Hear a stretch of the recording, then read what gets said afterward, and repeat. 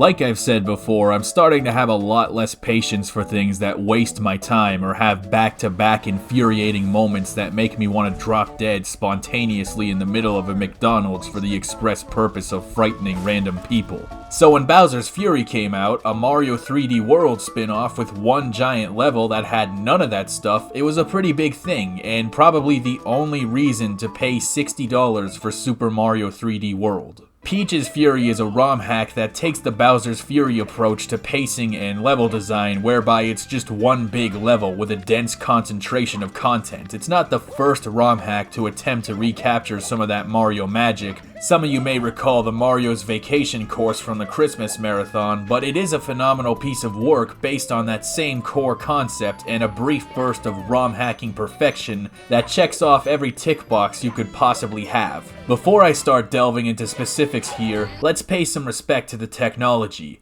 Right when you boot it up, it's immediately apparent that this is not a regular ROM hack. First of all, you got Mario 64 running at 60 FPS. That is crazy. To make it even more crazy, even if you play this on an N64, you can turn off the frame rate cap, and even though it won't hold 60 FPS all the time, it will hit it occasionally. Now keep in mind that it's achieving all of this on top of these ridiculous graphical innovations as well, like updated character models, phenomenal lighting effects, highly improved sprite work, really cool animations like how the stars spin around and then fly up into the sky when you get them, and extremely rich textures that just wipe the floor with the original smeared Vaseline looking crap on the original game.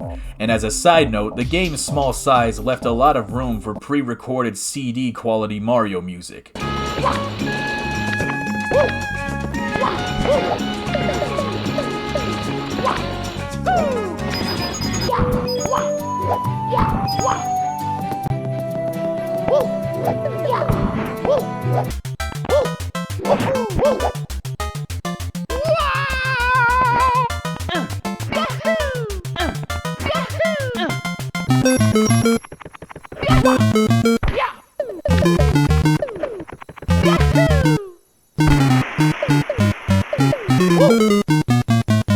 This shit is absolutely absurd. How do you get Super Mario 64 to look like this and run even better? Well, you don't, which is why you tear the game to pieces and replace everything with cybernetic laser eyes and shit. From what I understand, Kaze spent almost 2 months going through the entire source code of the game and optimizing every single operation to make it run better and squeeze every ounce of power out of the N64 possible. How the fuck? Do I even need to explain that any further? You know, this is the kind of stuff that gives me drive. This is the stuff that gives me passion and makes me want to make my own stuff better. This game will be 27 years old this year, and here we are in 2022. Grand Theft Auto 6 just got confirmed, and still, we have people optimizing the fricking code for Mario 64 and keeping its memory alive with copious amounts of ROM hacks, all while having to worry about the undercover Nintendo ninjas standing outside of their house with a pair of binoculars. There are only a few games in history that have fan bases as dedicated as Mario 64, and that is why I make these videos. But let's talk about the actual hack right now. The hack sucks. You see what I did there, right? I lied. I'm very sorry for doing that. It will happen again. This is actually one of the most refreshing hacks I've played in a while. As I said, the technical details are phenomenal, but everybody knows you can't just throw good graphics at a game and expect it to sell 3 billion copies. Okay, I just lied again. I told you it would happen. But even barring the technical details, Peach's Fury has more than enough game to actually back that shit up. The story is incredible. Peach becomes furious after Mario disrupts decades of intricate and equitable international trade deals by spending the entire gross domestic product of the Mushroom Kingdom on spaghetti because the story was written by SMG4. Mario now has to collect 25 stars to repay this massive debt to the kingdom. Probably the best thing about this game is the wealth of tools you have for movement. When you're building on the foundation of Mario 64, you already have every single advantage at your disposal, so how do you make the movement better than Mario 64? Well, you let Mario dive out of a ground pound like Mario Odyssey. You can change the direction in midair on a dime by doing this. This alone allows so much more creativity with your movement. You add the ground pound jump thing, and on top of all of that, you got the cloud power up from Mario Galaxy 2.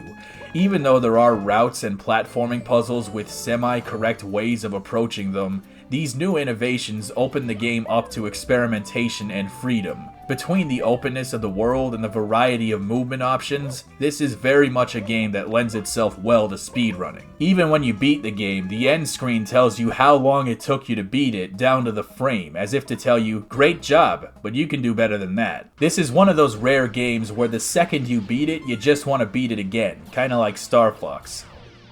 Peach's Fury offers an ambitious variety of gameplay with not only platforming puzzles but also riddles and interactive level design.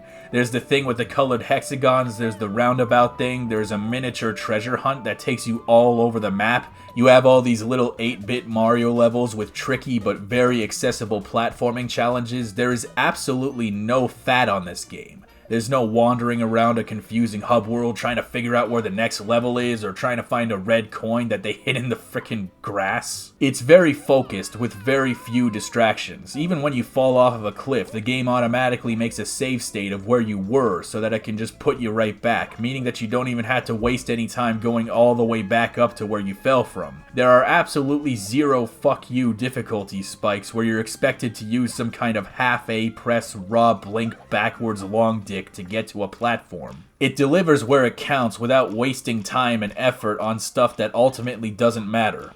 The world is composite of all these nice little sub-areas like the Bowser airship, the ghost ship, windmill area, the cliffs, the little territories occupied by Goombas and fuckyas, the volcano with all the fire shooting out. The world is compact, but at the same time very, very complete. It's dense, there's no fluff, no air. The only beef I have with this ROM hack is the same problem I had with the game that inspired it. Peach's Fury is not a very big game. It's much more like a neat side dish that you eat to hold you over while you wait for the bigger game that is way off over the horizon. From what I understand, this game's existence is chiefly for the purpose of showing off the new engine optimizations, which makes it seem more like a really fun tech demo. This gives the impression that this game is just a teaser to show off what the engine is really capable of and the expanded scope of what Mario 64 ROM hacks can be with this newfound power. Assuming my assessment is correct, I cannot wait to see what these new innovations are utilized for in the future.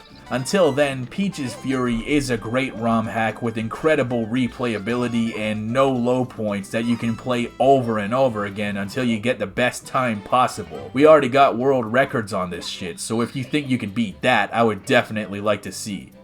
Thanks for watching, cousins.